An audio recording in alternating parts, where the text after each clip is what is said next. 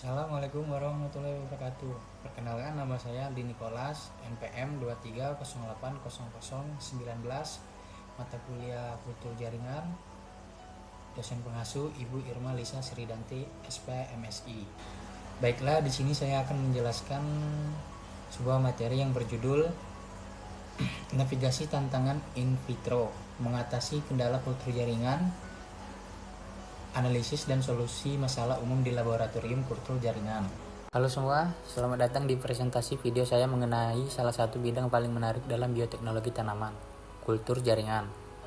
Teknik in vitro ini telah merevolusi cara kita memperbanyak tanaman, mulai dari tanaman hias, hortikultura, hingga tanaman obat. Namun, seperti halnya setiap metode ilmiah, kultur jaringan juga menyimpan serangkaian tentang unik.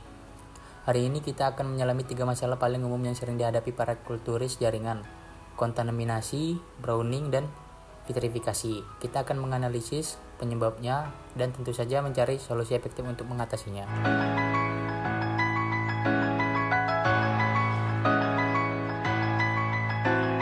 Tantangan pertama, dan bisa dibilang musuh utama, adalah kontaminasi. Ini terjadi ketika mikroorganisme seperti bakteri atau jamur tumbuh di media kultur kita, bersaing dengan eksplan untuk nutrisi dan seringkali mematikan jaringan tanaman. Penyebab utamanya ada 3. Pertama, sterilisasi eksplan yang tidak sempurna. Mikroba yang sudah ada di permukaan eksplan masuk ke dalam kultur. Kedua, lingkungan kerja yang tidak steril, seperti LAFC yang tidak disanitasi dengan baik, atau udara yang masuk tidak tersaring. Dan yang terakhir, human error, bisa karena teknik aseptik yang ceroboh atau alat yang terkontaminasi. Untuk mengatasi kontaminasi, ada beberapa langkah krusial. Pertama, free treatment explant. Cuci bersih explant di bawah air mengalir dengan sabun atau deterjen. Dilanjutkan dengan fungisida sistemik. Kedua, sterilisasi ganda. Gunakan alkohol 70% untuk membersihkan permukaan explant. Diikuti dengan perendaman dalam larutan sodium hipoklorit encer selama waktu tertentu.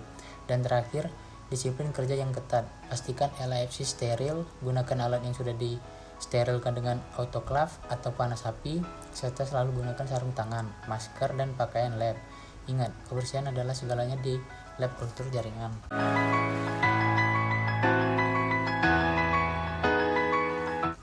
Beralih ke tantangan kedua, browning atau pencoklatan. Ini adalah kondisi di mana jaringan expand kita berubah warna menjadi coklat atau hitam. Seringkali dimulai dari area luka dan pada akhirnya menyebabkan kematian jaringan.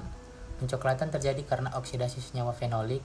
Saat kita melakukan explant, sel-selnya melepaskan senyawa fenolik, enzim polyphenol oksidase atau PPO, kemudian mengoksidasi senyawa ini menjadi quinone yang beracun, menyebabkan warna coklat dan menghambat pertumbuhan sel.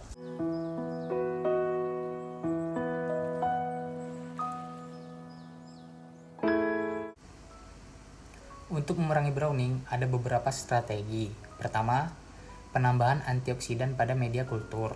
Misalnya, asam askorbat atau asam sitrat dapat menetralkan senyawa fenolik yang teroksidasi. Kedua, penggunaan adsorben. Penambahan activate charcoal atau arang aktif ke media sangat efektif dalam menyerap senyawa fenolik yang dilepaskan, mencegahnya bereaksi. Ketiga, subkultur yang cepat dan inkubasi awal di tempat gelap. Memindahkan explant ke media baru secara sering akan membuang senyawa fenolik yang terakumulasi. Penempatan di tempat gelap pada awal kultur juga dapat mengurangi produksi senyawa fenolik.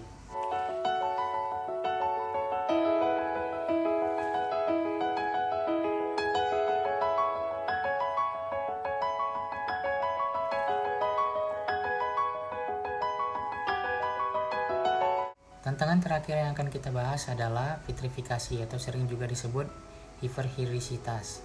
Kondisi ini membuat planet tampak transparan, berair, rapuh, dan seringkali tidak dapat bertahan saat dipindahkan ke lingkungan ex vitro.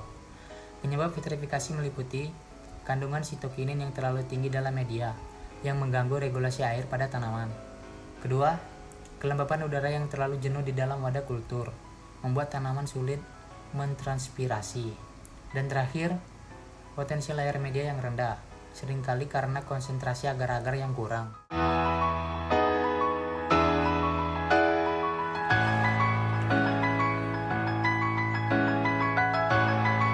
Untuk mengatasi vitrifikasi, kita bisa melakukan beberapa modifikasi.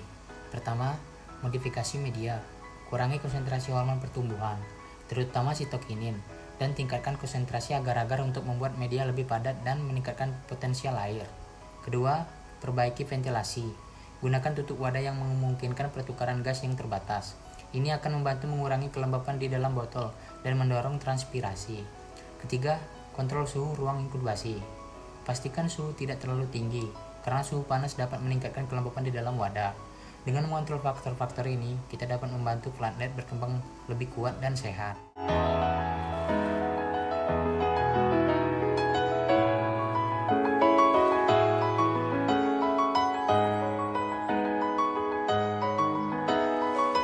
Selain solusi spesifik untuk setiap masalah, ada beberapa strategi umum yang krusial untuk keberhasilan laboratorium kultur jaringan. Pertama, monitoring berskala. Selalu cek botol kulturmu setiap hari untuk deteksi dini masalah. Lebih cepat kamu tahu, lebih cepat kamu bisa bertindak. Kedua, manajemen inventaris yang baik. Pastikan semua bahan kimia terutama ZPT tidak kadaluarsa dan disimpan dengan benar. Dan yang tidak kalah penting, dokumentasi lengkap. Catat setiap eksperimen, setiap kegagalan, dan setiap keberhasilan.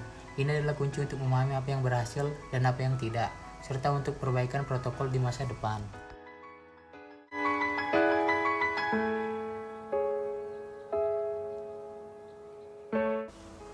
Singkatnya, kultur jaringan adalah seni sekaligus sains. Kunci keberhasilannya bukan hanya pada kecanggihan alat, tapi pada ketelitian, kesabaran, dan pemahaman mendalam kita terhadap fisiologi tanaman di bawah tekanan in vitro. Dengan menganalisis dan mengatasi masalah umum seperti kontaminasi, browning, dan vitrifikasi, kita bisa meningkatkan peluang keberhasilan dan memaksimalkan potensi teknik kultur jaringan. Terima kasih telah menonton, semoga presentasi ini bermanfaat untuk memahami kalian tentang dunia kultur jaringan. Saya Gary, wassalamualaikum warahmatullahi wabarakatuh.